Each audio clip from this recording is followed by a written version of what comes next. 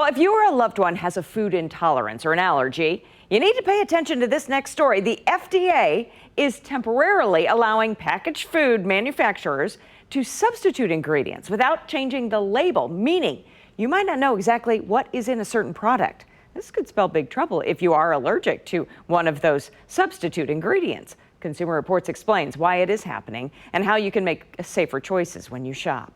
At 2 months old, Christina Nolan's son Michael was diagnosed with a milk soy protein intolerance. He would be vomiting or there would be diarrhea. He would have a rash, like a horrible rash on his face. Michael is now 6, and Christina continues to pay close attention to the ingredient and nutrition labels on the food she buys. But what happens if those labels are not accurate? That is huge.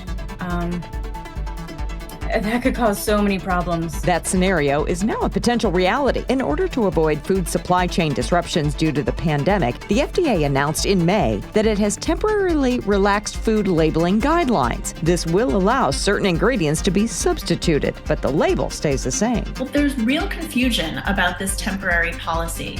Right after the announcement, parents and individuals and many consumer advocacy groups launched a petition and sent letters and posted comments to the FDA demanding more transparency about the food labels. The FDA states that none of the ingredients being substituted into a food can be one of the top 8 food allergens without disclosing that to consumers. But beyond those 8, the guidance is more vague. For other foods that are known to cause allergies, the FDA says that manufacturers should avoid using them as substitutes. But saying should leaves it up to the manufacturer to decide what's safe to substitute. And there are many people with allergies or sensitivities to rare ingredients that the manufacturers might not know to consider. Christina says the relaxed guidelines unnecessarily puts people, like her son, at an increased risk. They're definitely not putting the consumer first. If you or a family member has a food intolerance or allergy and you're worried about eating something, call the manufacturer and confirm that everything on the label is accurate.